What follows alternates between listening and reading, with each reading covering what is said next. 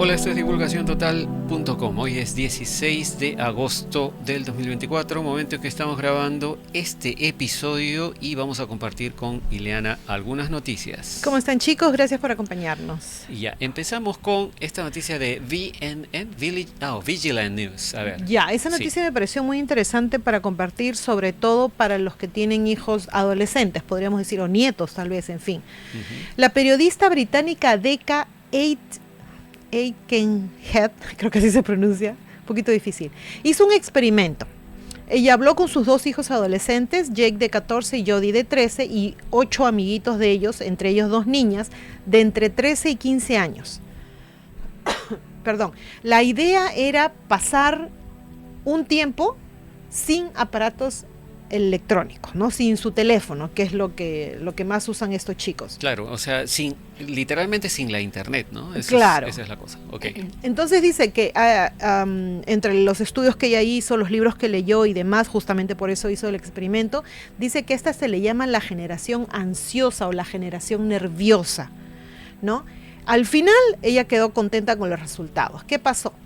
La data muestra que los adolescentes de ahora sufren de ansiedad y de depresión. Son chicos que dudan de todo, que están asustados. Y cuando ella le dijo a sus hijos, los muchachos dijeron, no, mis amigos no lo van a aceptar. La cosa es que por un mes los teléfonos estuvieron bajo llave y solo se les permitía usarlos por 1 hora al día.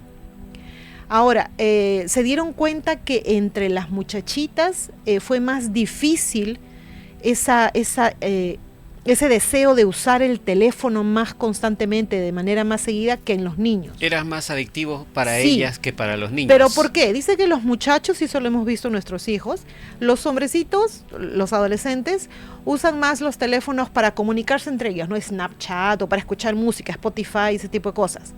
Pero las niñas usan más el teléfono para navegar, y eso les afecta tanto mentalmente como en cómo perciben ellas su físico, porque la fulanita tiene un cuerpo así y yo no soy así, o tengo mi rollito, qué sé yo, o sea, y se trauman. Se comienzan, comienzan a tener algún tipo de problema mental por su apariencia física, sí, porque se comparan con el resto. Claro, y una vez yo me acuerdo que cuando nuestra hija estaban, bueno, ahora es una mujer, cuando era adolescente, ¿te acuerdas que nos mostraste este video de este fotógrafo, cómo arreglan las fotos? Y era con el AI. Claro. No, y es más, ahora con esas aplicaciones ya no necesitas ni siquiera el AI, te pones una foto y te ves o más gordito, más llenito, menos cintura, si acaso, más cadera. Para los que no sepan inglés, AI son las letras IA, ¿no? De inteligencia artificial. Ya, claro. Bueno, digamos que en la década del 2000 y en la década del 2010 lo que se usaba era el software de modificación de fotografías llamado Photoshop, en realidad, ¿no? Eso era lo primero, eso era lo que todos los fotógrafos profesionales usaban. Al principio, ¿no? Pero después habían aplicaciones, creo que hasta ahora hay que te ponen la carita de perrito, la carita de... Y filtros, y otro tipo de cosas, ¿no? Esas cosas. Para hacerte lucir, creo que las chicas con eso hacen aparentar que sus fotos aparecen ellas como maquilladas cuando en realidad no lo están, y etcétera, etcétera, con un cuerpo exuberante que realmente no tiene. Claro, y todo es falso. No, y el asunto es que lo he visto no solo en adolescentes, en mujeres ya grandes. Personas adultas también lo utilizan, sí, claro, ¿no? Es la necesidad de llamar la atención de mucha gente. Lamentablemente es como una adicción también, ¿no? Literalmente es una adicción. Ahora, después de pasar todo este tiempo, muchos jovencitos dijeron que ni siquiera llegó un momento en que ni siquiera les interesaba usar el teléfono durante esa hora. Uno de ellos se leyó durante el tiempo que pasaba en el teléfono, ¿no? ¿Cómo se dice? Pasando las imágenes. Deslizando, ¿no? Gracias. Se leyó un libro de 700 páginas, cosa que no había hecho antes en mucho tiempo, porque el tiempo que tenía libre lo dedicaba al teléfono. Uh-huh. Y como te digo, bueno, las muchachas fue un poco más difícil, pero lo hicieron. Entonces también dice que se sintieron más calmados, hacían sus labores diarias con más ganas, con más eficiencia, y en las 36, porque dentro de todo este mes también hubo un momento de 2 o 3 días en que fueron como a un campamento y los dejaron totalmente solos a todos los muchachos.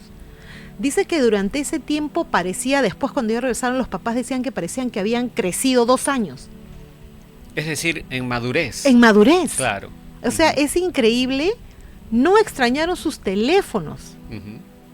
Es increíble. Ahora, una de las niñas de 13 años, que es una niña, dice que el comentario que hizo fue: ¿por qué le dan a un niño un teléfono? Dense cuenta qué tan dañinos son.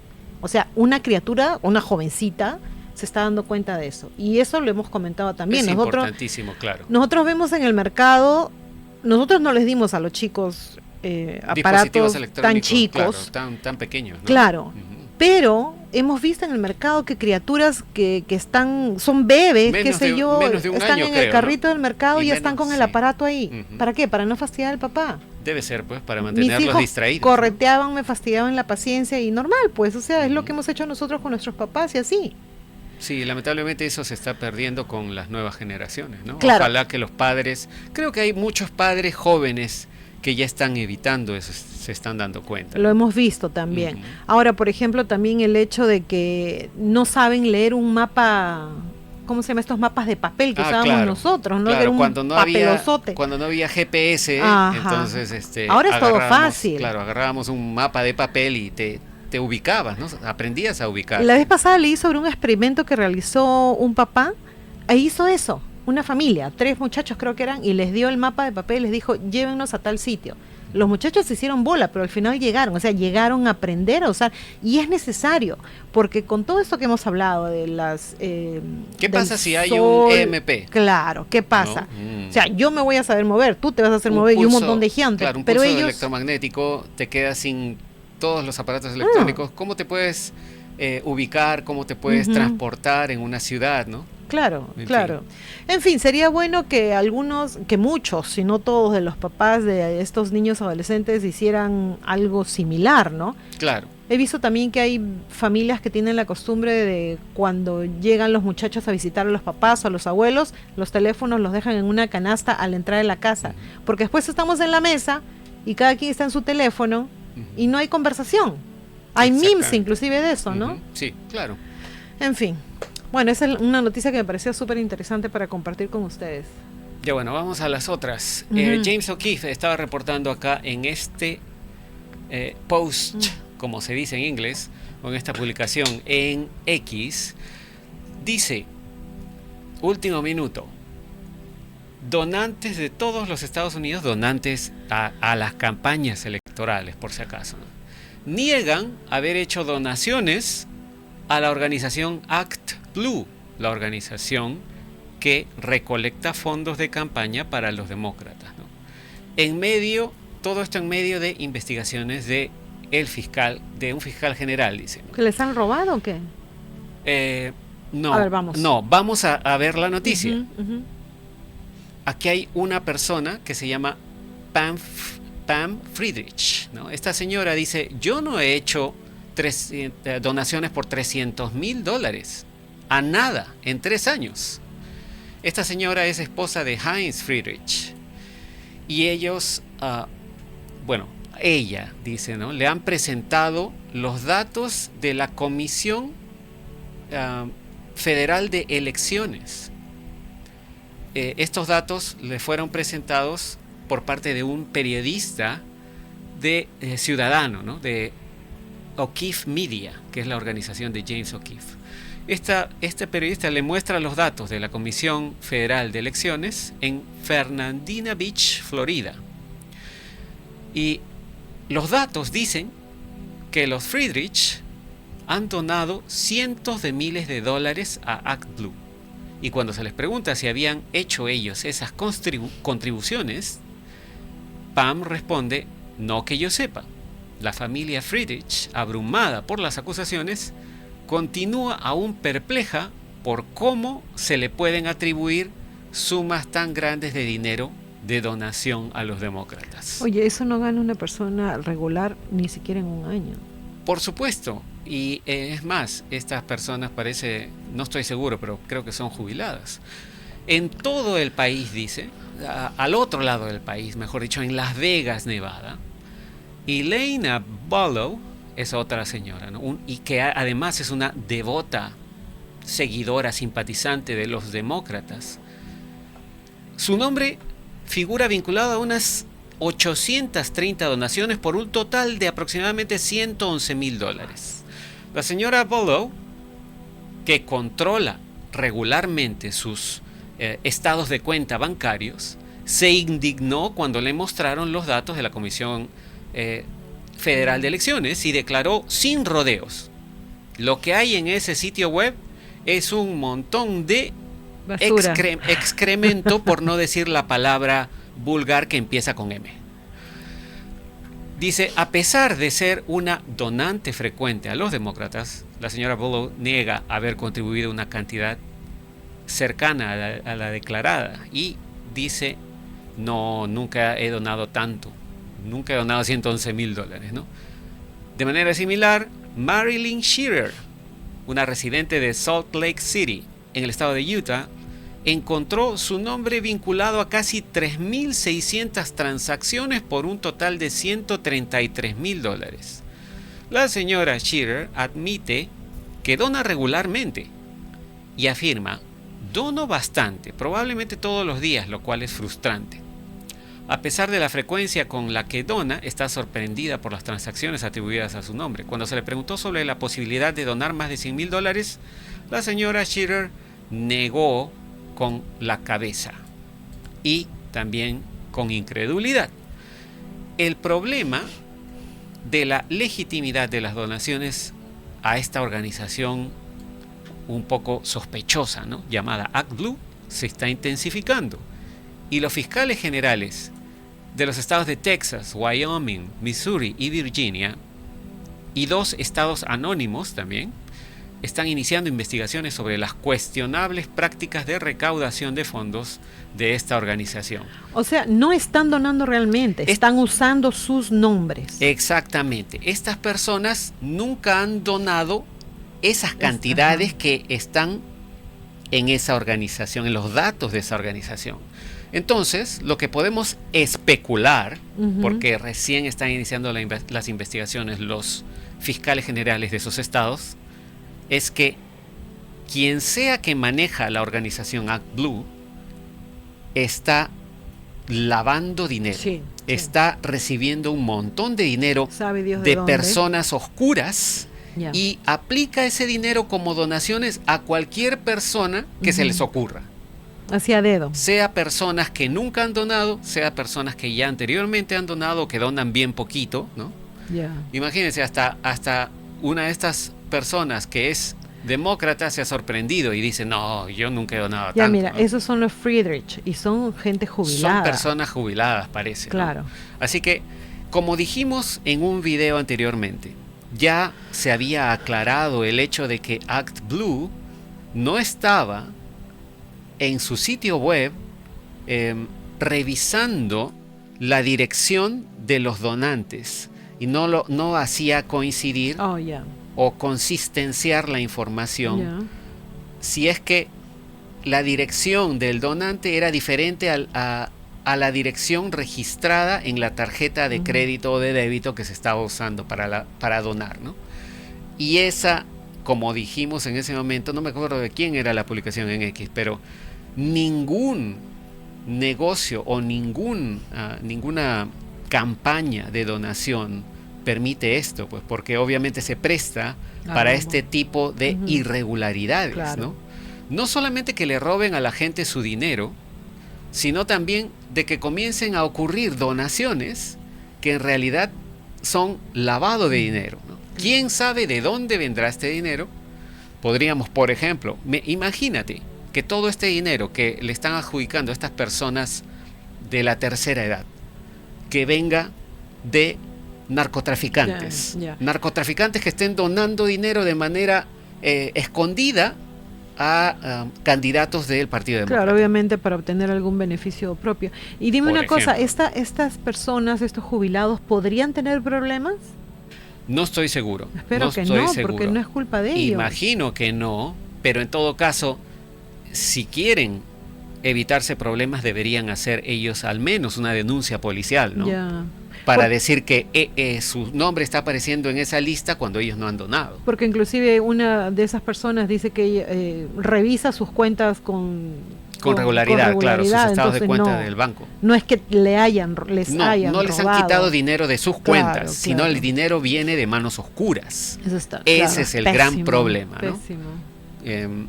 Ojalá pues que se aclare esto, ¿no? Porque obviamente esto también se podría tomar como un caso de interferencia electoral. Alguien que quiere manipular las elecciones, ¿no? ¿De dónde viene ese dinero? ¿Quién está tratando de influenciar a estos candidatos con ese dinero? ¿Y quiénes son las personas físicas que están metiendo eso ahí? Claro, ¿no? Digitalizando, se dice. Claro. ¿Quién está registrando en computadores o en el sitio web ese dinero? ¿No? Exacto. ¿De dónde viene? ¿Qué tarjetas de crédito se usaron? Etcétera, etcétera. Ojalá pues que se destape, ¿no?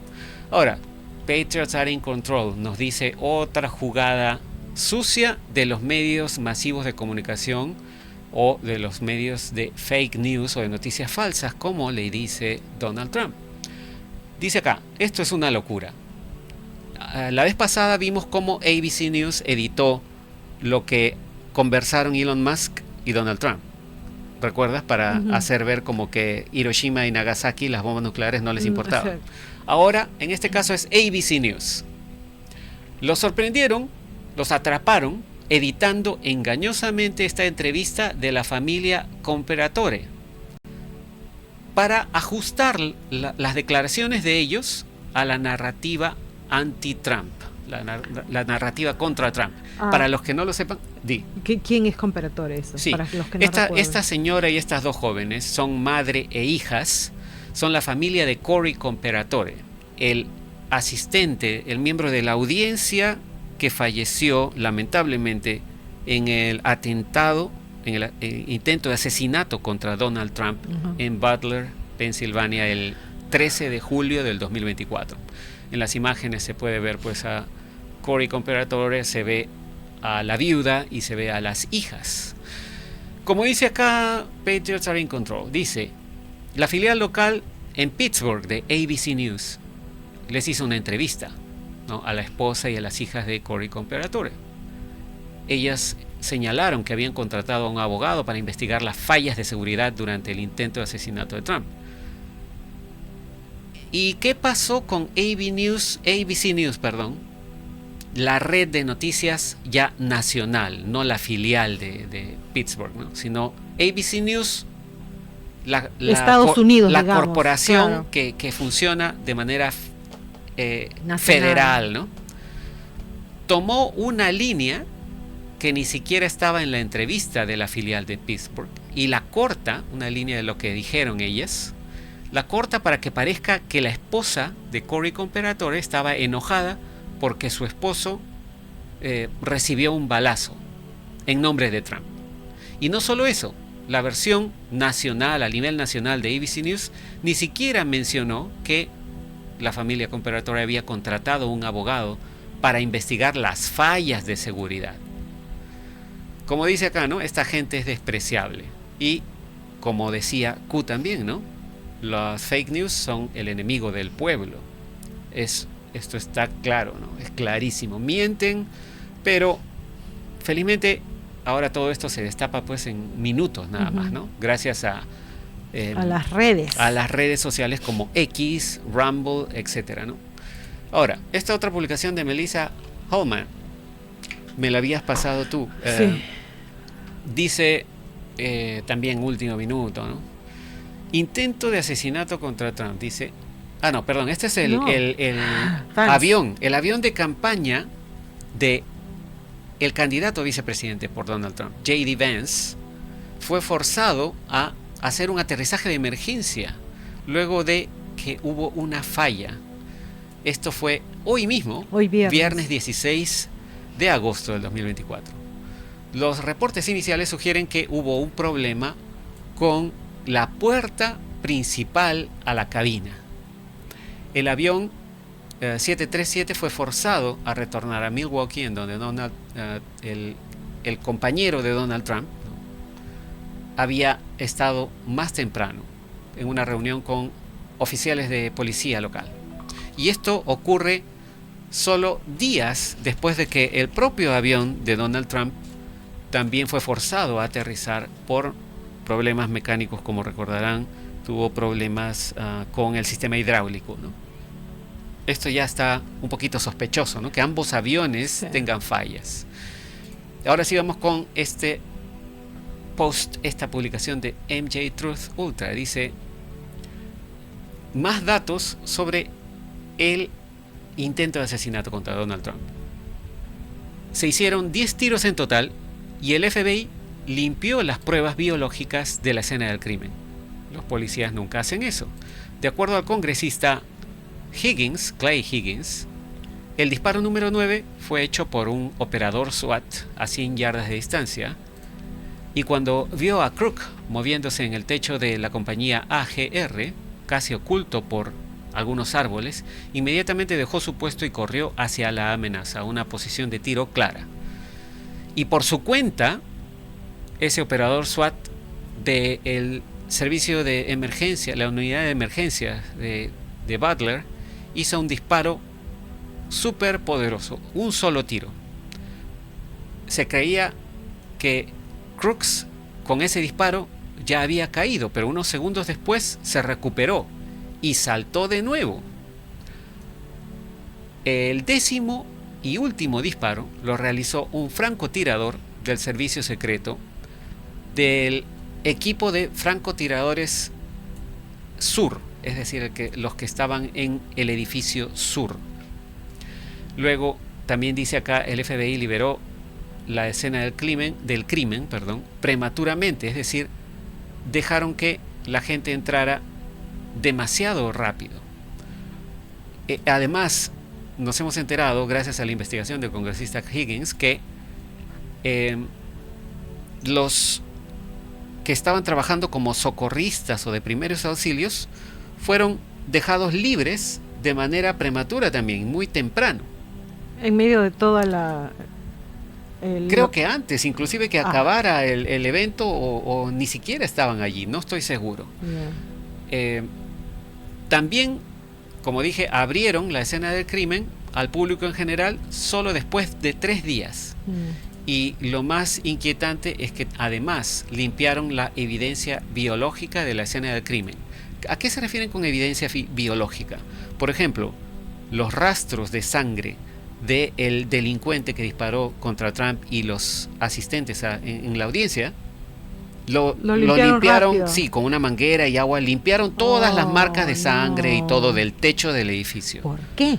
Buena pregunta, ¿no? Así que, bueno, hay otro, ahí está justo la foto, perdón. Exactamente, ¿no? Como se ve en esta imagen. Hay otro dato interesante de la investigación muy detallada, que es una investigación preliminar del congresista Higgins, es que el cuerpo del tirador fue entregado por el FBI para su cremación, creo que el día 27 de julio.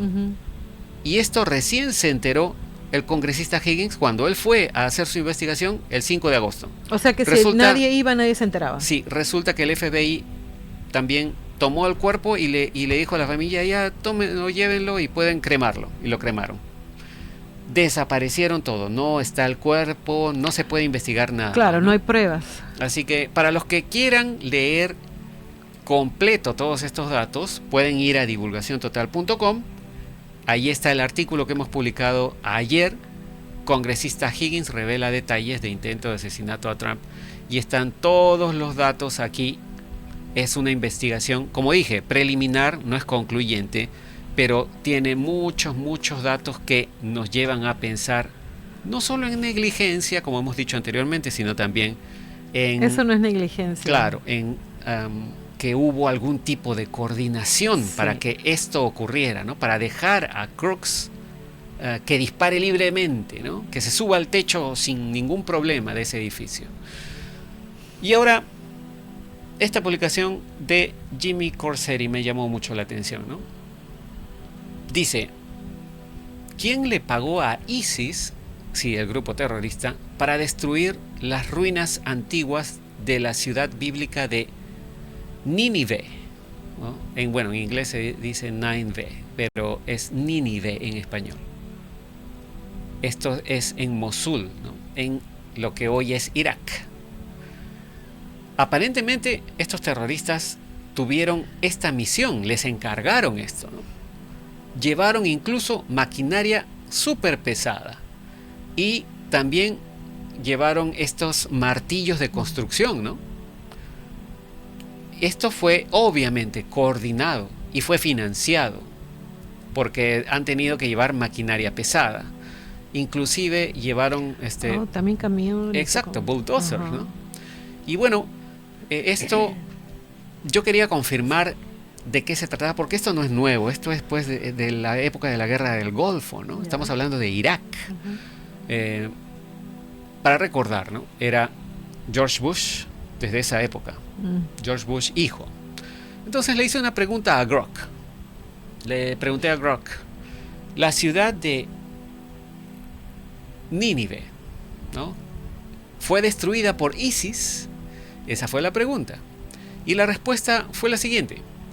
La ciudad de Nínive, o más precisamente, partes importantes de sus restos arqueológicos, fueron efectivamente dañados por el grupo terrorista ISIS. Esto es lo que sucedió. Y aquí nos dan más datos, ¿no? Dice: destrucción de puertas y artefactos. Los militantes de ISIS destruyeron dos de las grandes puertas de Nínive, la puerta Mashki y la puerta Adad, junto con una gran parte de la muralla de fortificación, utilizando maquinaria pesada como excavadoras. Esta destrucción fue parte de una campaña más amplia del grupo terrorista ISIS, o deberíamos decir el grupo mercenario del Estado Profundo llamado ISIS, ¿no? Campaña más amplia contra los sitios que formaban parte del patrimonio cultural que, según ellos, consideraban idólatras o contrarios a su interpretación del Islam. Ese es el pretexto, ¿no?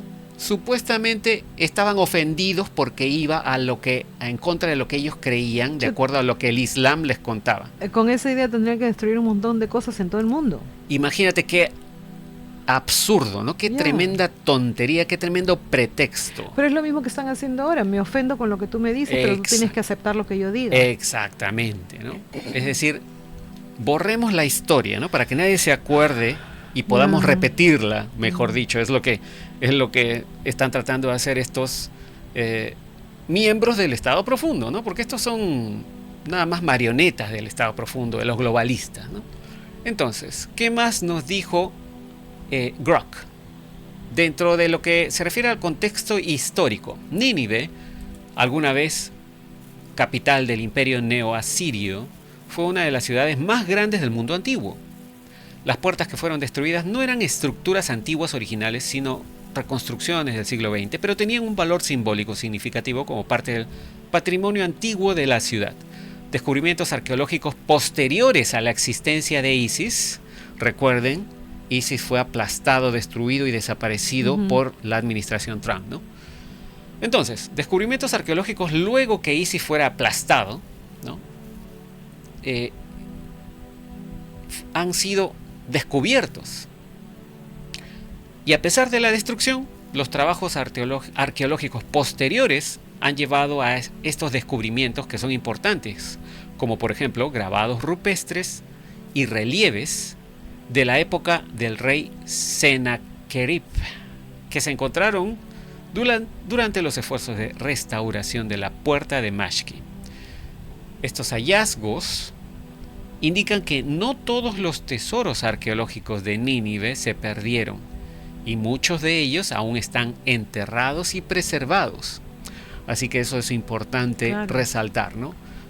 Mucha gente sospechaba que todas estas reliquias antiguas habían sido completamente destruidas por ISIS, pero no.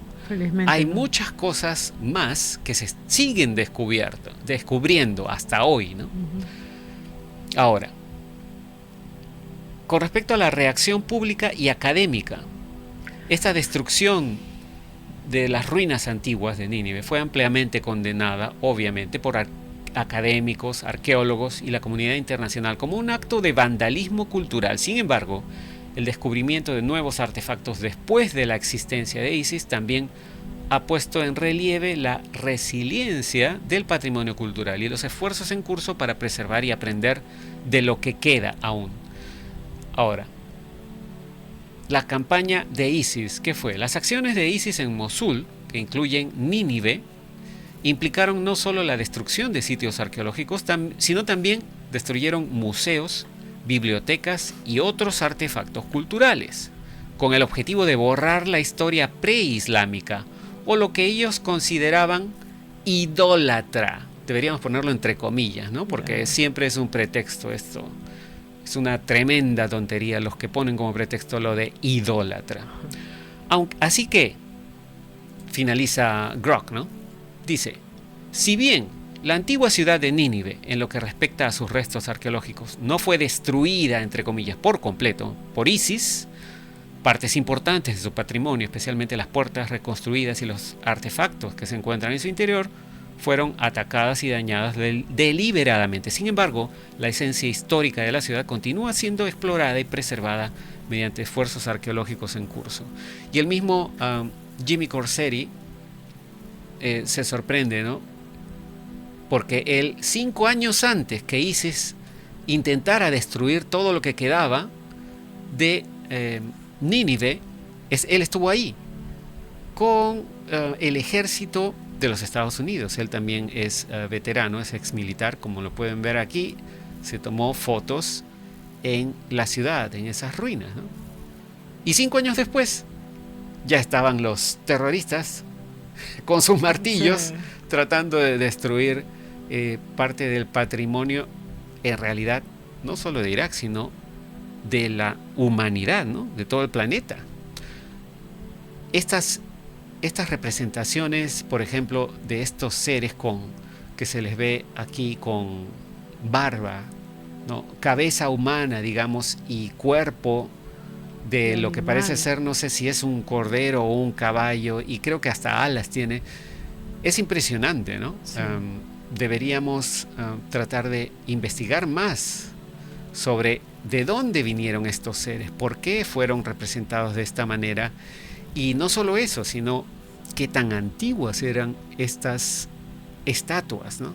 Estos artefactos que realmente desafían lo que los arqueólogos intentan pasarnos como verdadera historia de la humanidad, ¿no?